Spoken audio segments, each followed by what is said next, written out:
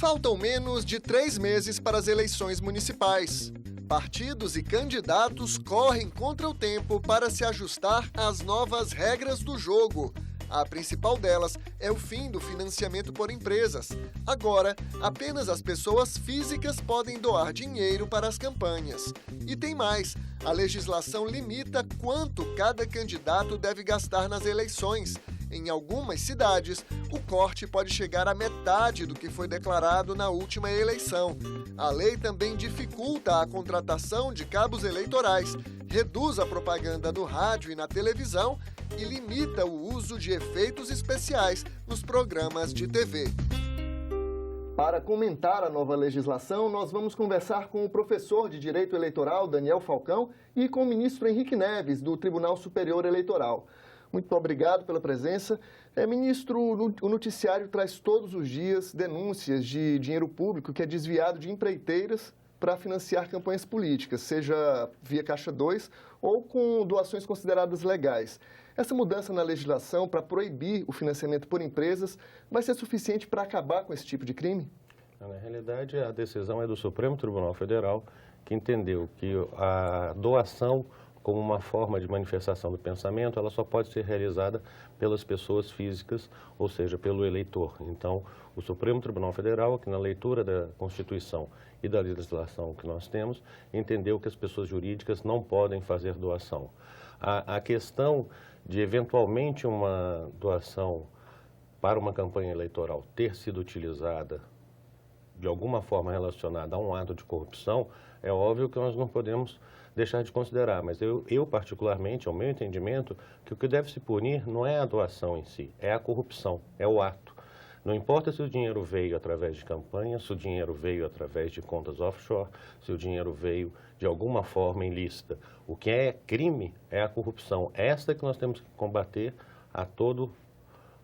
com toda a intensidade necessária. Agora, professor Daniel, o senhor acredita que essa mudança na legislação pode inibir de alguma forma?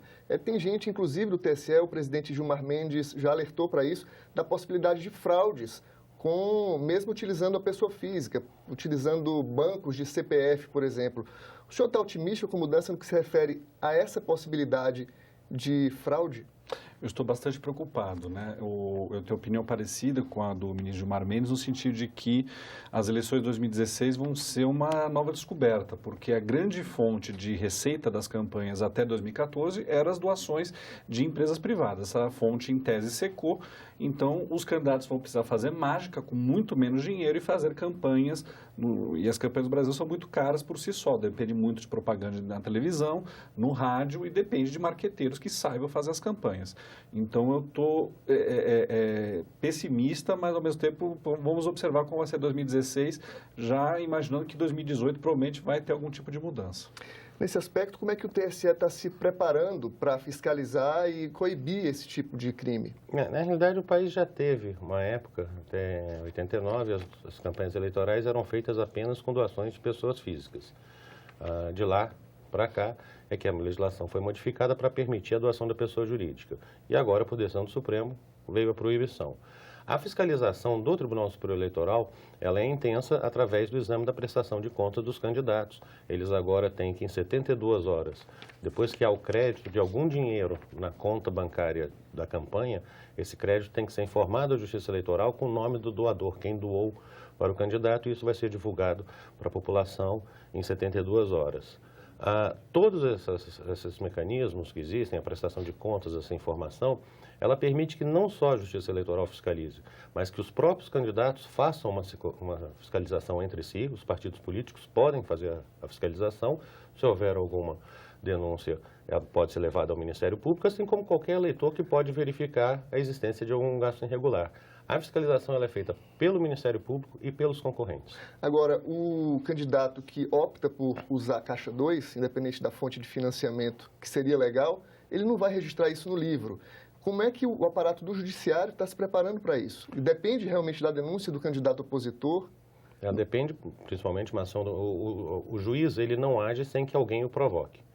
O Ministério Público tem um grupo grande de pessoas especializadas para apurar isso. Qualquer eleitor pode levar uma denúncia. Está gastando, um candidato diz que não ganhou dinheiro nenhum, vou à internet e vejo que a prestação de contas dele é zero. Mas ele tem grandes atos de propaganda que demonstram a existência de circulação econômica de valores.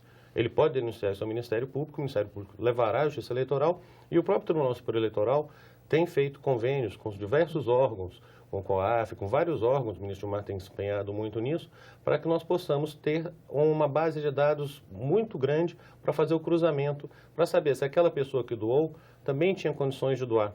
A doação ela não é um ilícito, pelo contrário, é necessário que se incentive as doações lícitas. O eleitor que quiser doar para o seu candidato deve e pode fazer essa doação. Ele não pode ultrapassar 10% do que ele ganhou no ano anterior. Então, se eu ganhei o meu salário do ano passado, eu somo, é aquele que eu declaro no imposto de renda, eu posso fazer doação de 10% daquilo para o partido político. Isso é lícito, é salutar, é democrático. Qualquer manobra, tentativa de se trazer dinheiro por via não contabilizada ou através de doadores que não têm lastro para fazer aquela doação, isso será identificado pelo próprio pelos sistemas da Justiça Eleitoral que farão cruzamento de dados com Receita Federal, com outros órgãos de fiscalização. Professor, além do fim do financiamento por empresas, a legislação ela limita a quantidade, quanto o candidato vai poder gastar nas eleições. Em 82% dos municípios, no caso de prefeito, está limitado a R$100 mil e no caso de candidato a vereador, R$10 mil. No limite que os próprios partidos e candidatos consideram que é muito baixo, como evitar essa cultura do Caixa 2? Evitar a cultura do Caixa 2 é só por meio de controle da Receita Federal, da Justiça Eleitoral, de quem quer que seja que faça controle do próprio eleitor, do Ministério Público. Os valores realmente são muito baixos. Quando eu falei na primeira resposta que vai ser a mágica está aí. Fazer uma campanha para vereador com R$10 mil, com todo respeito, é só um milagre. Acho que o Congresso estipulou um limite muito baixo, mesmo em cidades pequenas, e os candidatos terão muita dificuldade de fazer uma campanha razoável com valor tão baixo. Agora, levando para o caso concreto, que tipo de criatividade o senhor acredita que os partidos e candidatos vão ter que usar para conseguir fazer caber? O que tem se apontado é voltar a uma campanha à moda antiga, né? Mais presença na rua, com cabos eleitorais, com panfletos, porque nessas cidades normalmente não tem propaganda eleitoral na televisão. Então, fazer a mágica no sentido de voltar ao passado e fazer a campanha mais tradicional, no boca a boca, visitando os eleitores nas suas casas, fazendo comícios mais simples. Esse que vai ser o jeito, provavelmente. O senhor acredita que isso é viável, ministro? O Brasil é um país de várias realidades. Quando você se refere a 82% dos municípios, que o limite para vereador será 10 mil e para prefeito 100 mil, nós estamos falando de municípios, grande parte deles, com menos de 10 mil habitantes. São municípios pequenos, nós temos municípios de 1.500, 2.000 pessoas. Uma campanha eleitoral que você faça para 2.000 pessoas, ela só pode ser do jeito que o professor Daniel disse. É no dia a dia, na conversa, na visita ao eleitor, na entrega das suas propostas, no contato diário. A eleição municipal é aquela que tem a maior proximidade entre o candidato e o eleitor.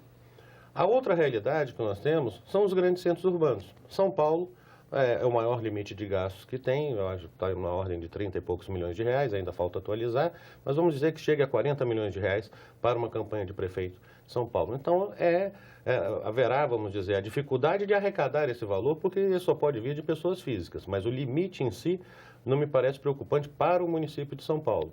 Nos pequenos municípios, o eleitorado também é pequeno. A criatividade que eu acho que deve ter é a criatividade da política, é a criatividade de se fazer política com ética, de fazer o comício, de reunir as pessoas na praça, dizer quais são suas propostas, fazer as críticas, mas não descambando para ofensa, a situação, ou se o caso for da oposição, e a conversa e mostrar. Eu acho que é uma eleição que se resolverá no olho a olho. Quer dizer, é o olho do candidato no olho do eleitor. Se o eleitor confiar no candidato, obterá seu voto. Perfeito. Professor, ao mesmo tempo que a doação está limitada àqueles 10% que o ministro Henrique Neves se referiu, não existe um limite, uma proibição, por exemplo, para o autofinanciamento.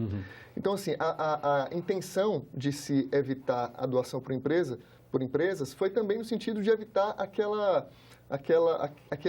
derrame de dinheiro em cima de um candidato específico.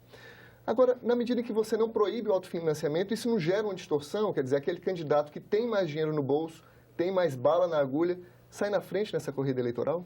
Na minha opinião, sim. O candidato, ao se autofinanciar, não tem o limite de utilizar seu patrimônio inteiro para a campanha, isso pode gerar uma distorção em alguns municípios. A possibilidade de candidatos muito ricos se candidatarem contra candidatos que vão utilizar a lei normal, no sentido de pegar doações de pessoas físicas, enquanto ele vai poder utilizar, em tese, a fortuna dele inteira. E isso, provavelmente, se isso acontecer, vai desequilibrar a eleição naquele município, havendo, inclusive, uma possibilidade de abuso de poder econômico. Então, essa possibilidade pode gerar uma distorção, sim, na prática. E como se soluciona isso? Só mudando a legislação para a próxima eleição e fazendo algum tipo de limite no autofinanciamento também. Hoje... Só para dar uma informação nessa situação, até 2014, o Tribunal Superior Eleitoral, interpretando o Código Civil, que estabelece que eu não posso doar mais da metade dos meus bens, porque a outra metade são dos meus herdeiros necessários, entendeu que o candidato só poderia gastar metade do seu patrimônio numa campanha eleitoral. Mas o Congresso Nacional mudou isso expressamente na lei, dizendo que poderia ser o limite total. Há uma consulta no TSE, na qual eu votei, dizendo que se a lei foi modificada, esse limite teria que ser respeitado, porque foi a decisão do Congresso, mas ela ainda não está concluída. O julgamento está com vista ao ministro Gilmar Mendes também. Eu até, dependendo dos argumentos de excelência trouxer, eu posso até voltar atrás do meu entendimento, não é estranho que a gente faça isso lá. Mas é só deixar um ponto claro. Não é que o candidato pode gastar todo o seu dinheiro. Ele tem um limite. O limite é para todas as candidaturas. Como nós falamos aqui, R$100 mil para prefeito. Então, o máximo de gasto era sempre R$100 mil. A diferença que nós estamos falando é de como conseguir esses R$100 mil. É só para deixar claro para o telespectador, vai ser mais fácil chegar aos R$100 mil. Alguns candidatos vão ter que sair recolhendo doações de pessoas físicas e todos vão usar seu dinheiro próprio. Mas o senhor não acha que isso desequilibra? É uma questão que está sendo discutida há muito tempo, que a nossa limitação, quando existia a limitação para a doação das pessoas jurídicas, era 2% do faturamento e os 10%. Isso sempre foi alvo de crítico, principalmente da doutrina, e comparada também aos outros países, onde, além de um percentual, também deve se estabelecer um limite absoluto. Nos Estados Unidos é $2.500 por pessoa. Então, porque isso você faz com que a doação ela não seja censitária. Quem ganhou muito dinheiro em 2015 poderá doar muito dinheiro em 2016. Quem não teve essa felicidade, nós temos até a situação das pessoas que não declaram imposto de renda, e aí nós consideramos que os 10% devem ser calculados sobre o valor da isenção, que é R$22 mil, eu acho. Perfeito. Eu vou fazer um pequeno intervalo, a gente volta daqui a pouco com mais reforma política e eleições municipais.